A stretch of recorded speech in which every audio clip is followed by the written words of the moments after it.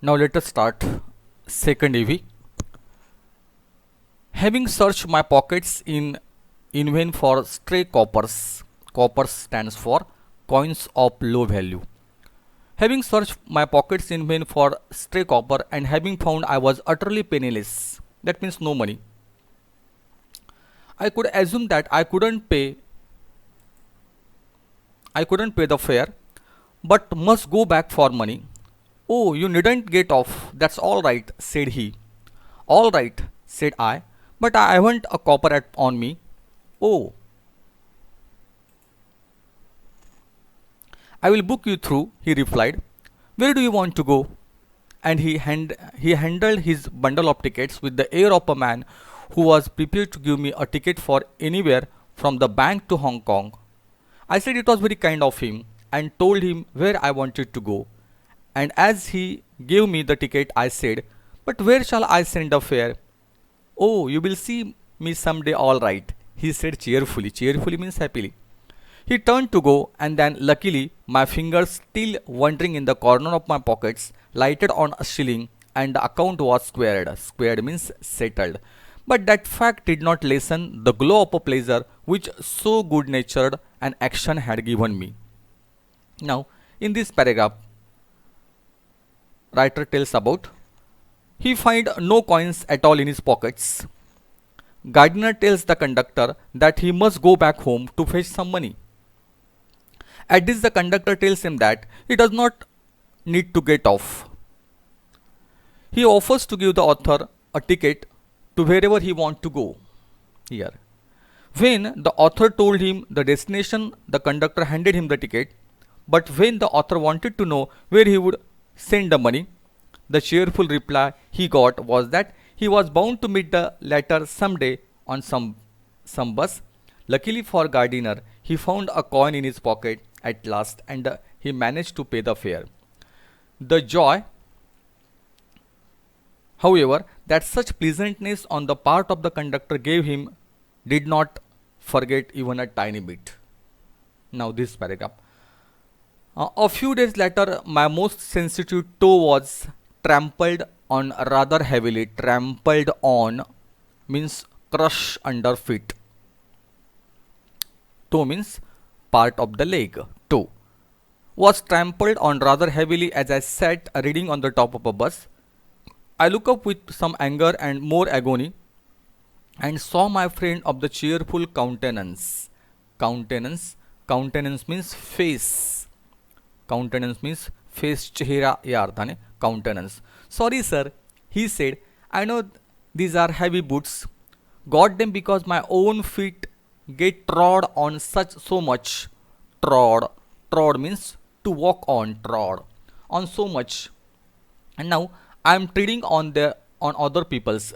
Treading. Again treading means to walk on. I am treading on other people's. Hope I didn't hurt you, sir. He had hurt me, but he was no nice about it that I assured him he hadn't. After this, I began to observe him whenever I boarded his bus and found a curious pleasure in the constant good nature of his bearing. He seemed to have an inexhaustible means unlimited, inexhaustible fund of patience and a gift for making the passengers comfortable. I noticed that if it was raining, he would run up the stairs to give someone the tip that there was room inside. With old people, he was as considerate as a son, and with children as solicitous as a father. Solicitous means caring or concern.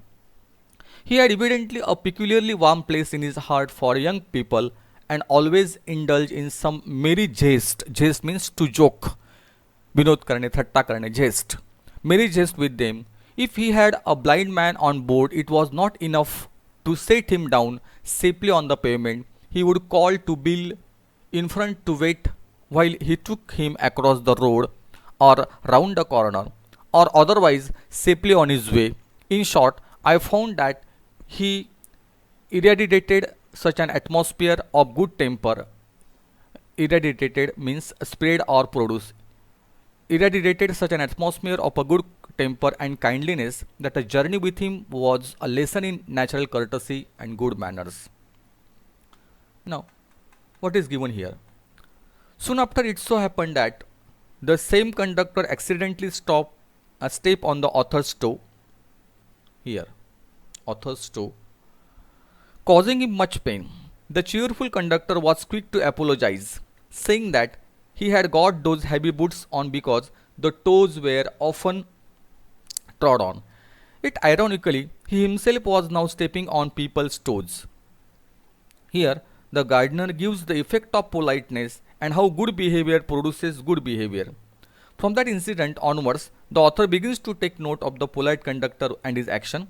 He seems to have a limitless supply of patience and goodwill towards the passenger, as caring as a son to the elderly and as a father to children. He goes out of his way to make passengers comfortable. The polite conductor always spreads such good temper and kindliness, and Gardiner says that a journey with him taught one what natural courtesy and good manners were. Now, next paragraph.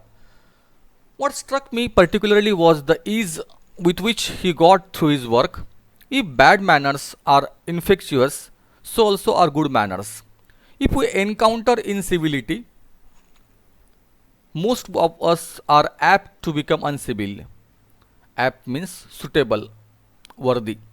Apt to become uncivil, but it is an unusually uncouth person. Uncouth means impolite, unfriendly, unrefined.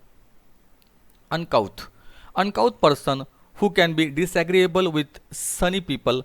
It is with manners as with the weather. Nothing clears up my spirits like a fine day, said Keats, and a cheerful person descends on even the gloomiest of us with something of the benediction. Benediction means a blessing. Benediction of a fine day. And so it was always fine whether on the polite conductor's bus and his own civility. His conciliatory, conciliatory means trying to win friendly feelings. Conciliatory. Conciliatory means मैत्रीपूर्ण वागणं, trying to win friendly feeling. Conciliatory address and good humored bearing infected his passengers. In lightening their spirits, he highlighted his own task. His gaiety was not a wasteful luxury, but a sound investment. Here, Gardiner wants to tell us the benefit of such behavior, good behavior. The polite conductor never had any difficulty in doing his work, just as rudeness got rudeness. Likewise, a sunny nature got pleasantness in others. The poet Keats had claimed that he always felt cheerful when the weather was sunny, and says Gardiner, cheerful people here. Cheerful people come to us like the blessing of sunny weather. Obviously, the atmosphere inside the particular conductor's bus was always pleasant. His politeness, his readiness to accommodate, his pleasant manner of conducting himself resulted in making his passenger happy, which in turn made his own work easy. That is why the Gardiner points out that his politeness was not a waste but a very good investment. I have missed him from my bus route of late, but I hope that only means that he has carried his sunshine onto another road. It cannot be too widely diffused in a rather drab world. Drab means boredom, to feel boredom, drab. I make no apologies for writing a panegyric means a speech or a piece of writing to praise someone highly. Panegyric means Stuti par bhashan, a speech or piece of writing to praise someone highly. Panegyric on an unknown bus conductor. If Wordsworth could gather lessons of wisdom from the poor leech gatherer on the lonely moor, I see no reason why lesser people should not take lessons in conduct from one who shows how a very modest calling may be dignified by good temper and kindly feeling.